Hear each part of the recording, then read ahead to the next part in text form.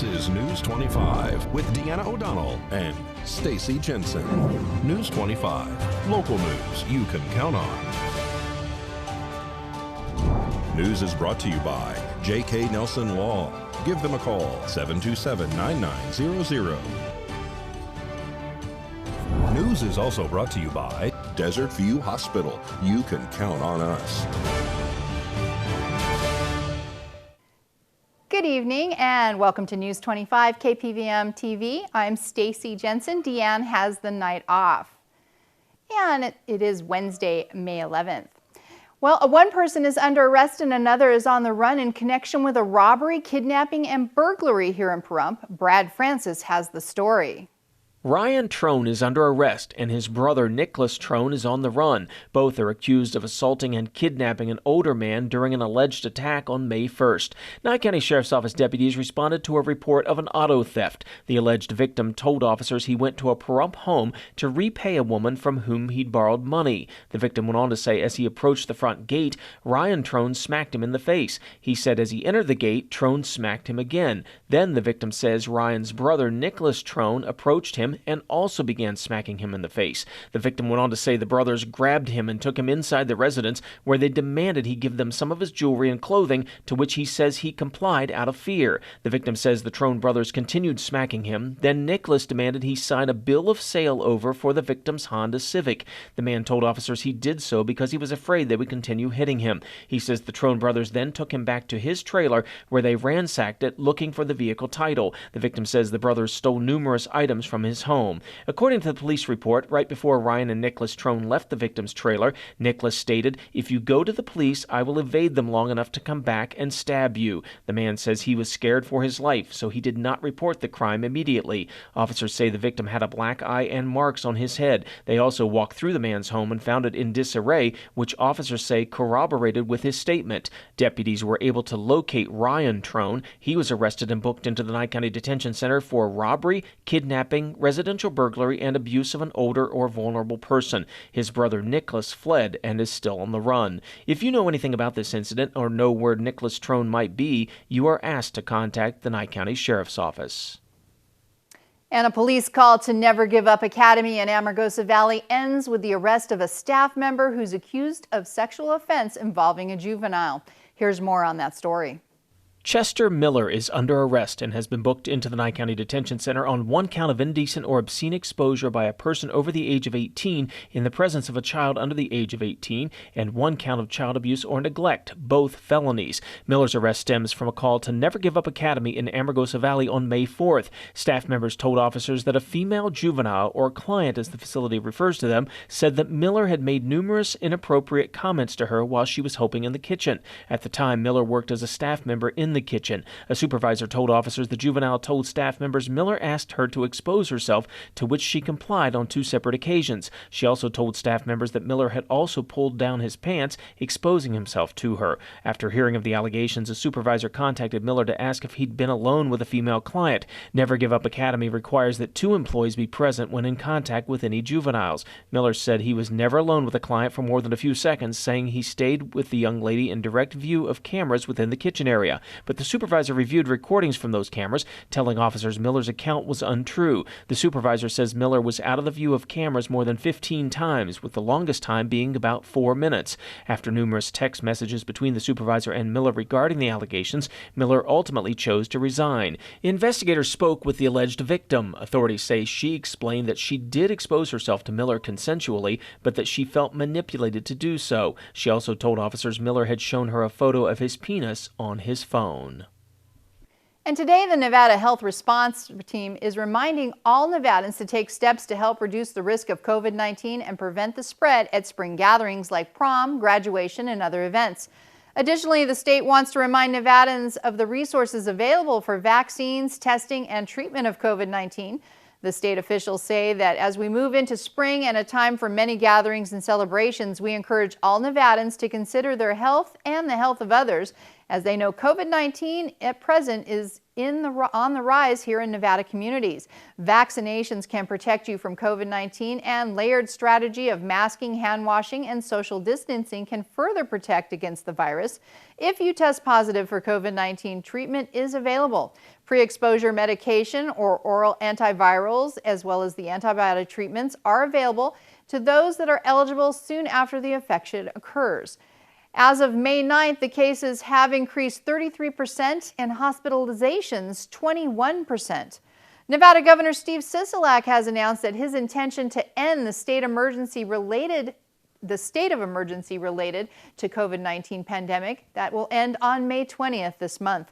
The state of emergency declaration had been in place since March of 2020 and has allowed the state to respond to challenges brought forward by the unprecedented pandemic. Between now and May 20th, the state will continue to work with partners who are using the flexibility allowed by the declaration of the emergency to ensure there is no gap in services when the emergency declaration ends. Emergency orders gave flexibility for the state to respond to challenges as they arose, such as the number of measures, including portions of Emergency Directive 11, which waives certain licensing requirements to allow the state to bring additional healthcare workers into hospitals and to allow certain doctors, nurses, EMTs, and medical students to go to work under proper supervision to care for COVID-19 patients. Those are still in place, and the state is working with the appropriate partners as that emergency order ends. We'll be back with more local news on News 25 right after this break. You're watching News 25, the most recognized and farthest reaching local news in Nye County. News 25, local news you can count on. This segment of the news is brought to you by Sunset Valley Pools. For quality service and supplies, call 775-513-4114. And welcome back. The final Pahrump COVID-19 weekly vaccine clinic is set to be held Tuesday, May 17th from 9 a.m. to 11 a.m. at the Community Health Nurse Office. That's at 1981 East Calvada Boulevard. Starting Monday, May 23rd, the COVID vaccine will be available Monday through Thursday, but by appointment only. You can call 775-751-7070. You can also call to get your child up to date on their immunizations. There are no confirmed deaths due to COVID this past 2 weeks. However, there are 21 new COVID-19 confirmed positive cases for the 2 weeks ending on May 9th. They were all in Pahrump. Reported and confirmed, please note that these numbers do not include home tests, which are a majority of the testing conducted at this time. Free COVID home testing kits are available at the following locations: the Amargosa Valley Town Office, Beatty Town Office, Pahrump Health Nurse Office, and the Tonopah Health and Human Services. Free testing kits are also available online at covidtests.gov. The largest fundraiser of the year for the Pahrump Valley Rotary Club is still several months away, but if you want to attend, you may need to get your tickets sooner than later. Rotarian Dr. Tom Waters explains why there are fewer tickets available this year that actually improves your odds of winning the big cash prize. The cash extravaganza for Rotary is the largest, it's our biggest fundraiser of the year. And this is where we can go out and help so many people in the community. That's what Rotary is all about. And the cash extravaganza is the fundraiser that we use, but so many people are interested in it because also, in addition to everything that we give away, we also give away $10,000 to the lucky person. In previous years, we've had 400 tickets. This year, there's only 350. So the chance of winning definitely improved. It's going to be on Sunday, October 9th. And about 2 to 5 in the afternoon. It'll be at the Nugget, and tickets are $80, and that admits 2 people. Again, it's for 1 ticket, but it does admit 2 people. If you want dinner, the dinners are $30 extra. Where can a person buy these tickets? They can contact any Rotarian. They can contact me, and I would say the best way to do it is by email, and my email address is twaters. That's TWATERS 2015 @gmail.com. You do not have to be present to win, and there are so many other things. We'll have a silent auction. We'll have other drawings. So even if you don't win the $10,000, you can win something else. and it's also tax deductible if you don't win anything. And if your garage seems more like a black hole than a useful storage space, maybe it's time to make some changes. In today's Ask Angie segment, Mallory Mystich gives us her favorite tips for designing a well-organized garage. Your garage isn't doing you much good if it takes you ages just to find your trusty hammer or bike pump. Mallory Mystich, a home care expert at Angie, is here to walk us through her guide to garage storage. If you want to make the most out of your garage, start by coming up with a storage plan. I recommend measuring and sketching out the space and then mapping out where you want to store different things. For example, you can designate different areas of your garage to different categories, like tools, sports equipment, or lawn care. Storing your items by category makes upkeep easier and can help you find things faster. Even the perfect organization system can only go so far if you have too much stuff. Go through all of the items in your garage and throw away or donate anything you no longer need. Then go through everything you're keeping and determine which category it falls under. Once you've categorized all of your items into bins, shelves, or cubbies, label them so they're easier to find. Your garage stores a lot of important items, some of which can be pretty heavy. Consider investing in sturdy metal shelves that allow you to stack those heavier items. It might also be helpful to put and install things like hooks, wall storage, or a workbench in your garage to help you organize those smaller tools. Pay attention to your natural habits to make the system easy to maintain. Ask yourself questions like, where do I tend to leave things that I use a lot?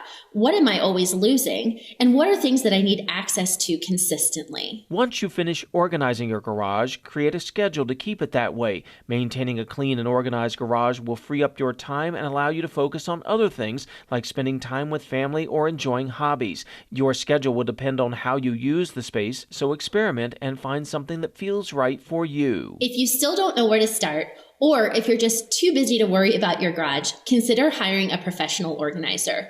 A pro can help you come up with an organization system that is perfect for your specific needs and your specific garage.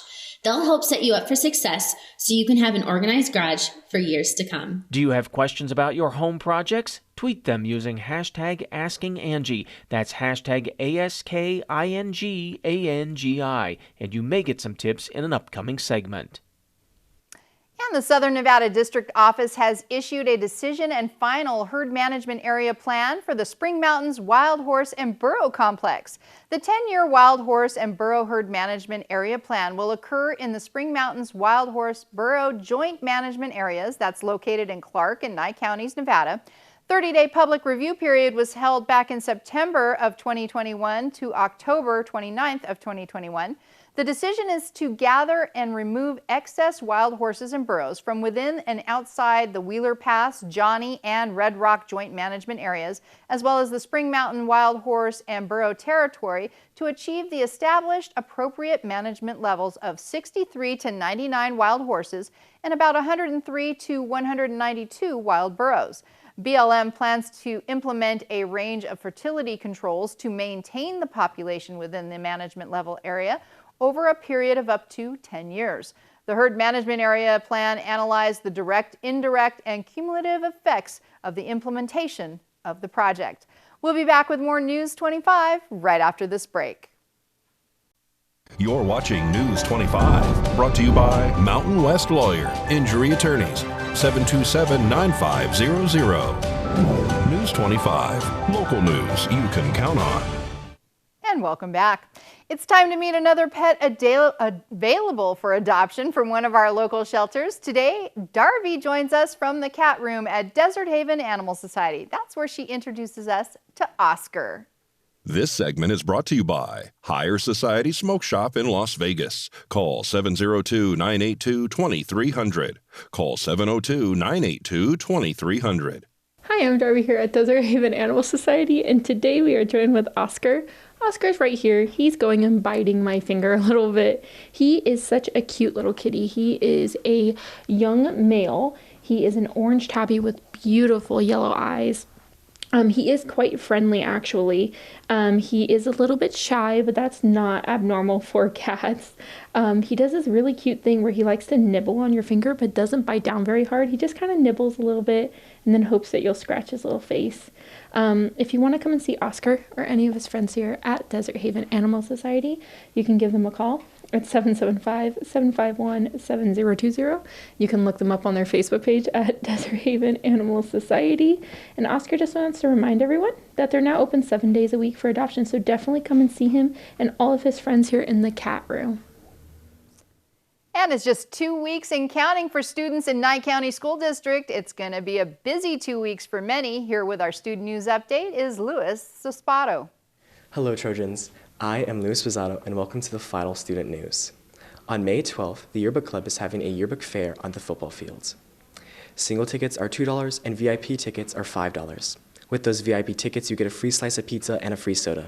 You can purchase these tickets in the beginning of school, after school, during lunch, and during City Hall. May 18th, the final day of school, 9th, 10th, and 11th graders will be having their award ceremony in the gymnasium throughout the school day. May 25th is the senior award ceremony in the gymnasium as well. May 26th and May 27th at 7 a.m. is a mandatory graduation practice for all seniors. At the night of May 27th is the graduation itself. If you would like a digital copy of the graduation, please call KPVM TV at 775-727-9400. The video is a well-edited, high-quality, multi-camera shot video of your special day. That's 775-727-9400. Thank you for tuning into Student News all year, and we hope you had a fantastic school year, Trojans. Have a great day. And with children's education as a top priority for most parents, but not all would go as far as founding members of a public charter school established in our nation's capital. Kim Martinez reports on what makes this school so outstanding.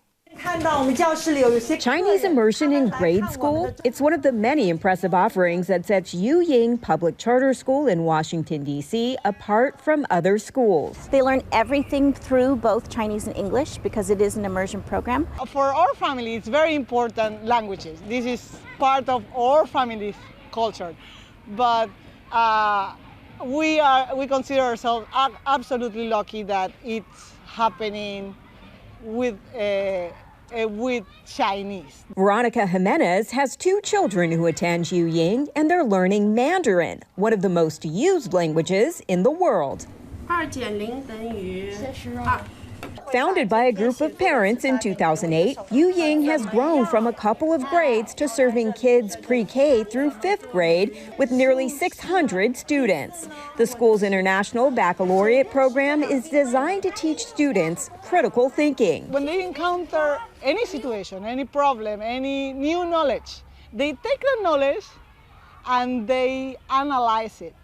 It's very different to the way in which I was educated. Yu Ying is very different academically, and it also offers a unique setting. When we were looking for a permanent spot, we realized that we really wanted to utilize the environment to, again, build our students' understanding through application of learning. The Founders Forest is a 1-acre outdoor classroom, a very unique aspect for any inner-city DC school. But the 8 founding parents really wanted their students to have their own nature center. We are a city school, but we are within a forest, and that is fantastic. Another aspect of the school, an intense feeling of community. We really cultivate a community. We include parents in that community idea.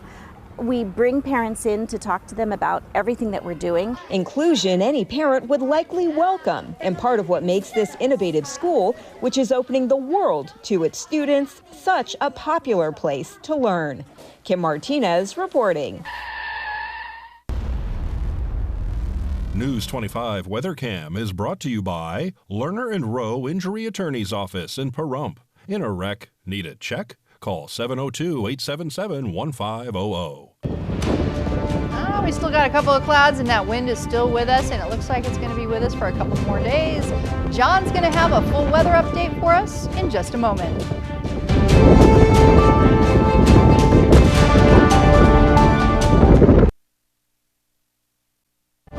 News 25 Weather is brought to you by Dairy Council of Nevada, The splash of cream in your coffee, the dollop of sour cream on your burrito, the melted toasty cheese on your pizza. Undeniably delicious, undeniably dairy. Enjoy what's real. Hi, good evening, Nevada. It's John Kohler from the KPVM Channel 25 Weather Studios. Nice to see you on a Wednesday. And interesting little weather map we have today. All kinds of fun and things in transition. Look at Fernley and Fallon, 56 degrees. Feels pretty good. Carson City, 54. Not too bad. Finally dug yourself out of the basement. Tonopah, you're the basement. 48 degrees. You're the cool spot today in the state. Goldfield shortly thereafter, 49 degrees. 60 degrees in Beatty. We've got Amargosa queuing up at 64 degrees. And Vegas, our hot spot today at 70 degrees. Congratulations. Death Valley, 78 degrees. Kind of cool out there. What's going on? 63 here in the paradise of Pahrump, and in fact, that was our high today. Winds out of the west all day long at 18 miles per hour. Not a fan, but you know, it gets better. There's more to the story. Sun rose this morning at 5:40 this morning. Setting this evening, 7:40. Beautiful weather to watch it by under those clear skies. We're going to have some beautiful stars tonight. 42 degrees is where we're headed under with clear skies with northerly winds to 15 miles per hour coming into the rest of the week. What do we got? Better. Look, 7 mile per hour winds. Pretty good, and then those temperatures start rocketing up. Clear skies the next few days is going to be kind of nice, all the way up to 97 degrees on Sunday. Oh my, wind's starting to return, but the clouds clear out Monday, Tuesday, Wednesday. We're going to have clear skies. We're going to have 12-mile-an-hour winds for the most part, and temperatures in the mid-90s. I can't complain about that. Feels pretty good to be in Pahrump. All right, back to the desk. Here's Deanna. All right, thanks, John. And those temperatures creeping back up into the 90s. Well, we've got a Seroptimus. The Pahrump Valley Seroptimists actually are going to be holding their Bunko event I wanted to tell everyone about, happening next Friday, May 20th, Nye Communities Coalition's Activities Building. Now, tickets are limited, so hurry up and get them. Tickets are just $25. It's food, fun, and prizes, and lots of fun if you've ever played Bunko. And all the money goes to their programs and projects, including their Live Your Dream Scholarship and their Dream It Be It career support for teens. And that's going to be a great event. We'll see you guys I think I'll see you guys next week, but Deanna will be back, and so will Unette. And again, thank you for joining us on KPVM tonight. I'm Stacy Jensen. Good night.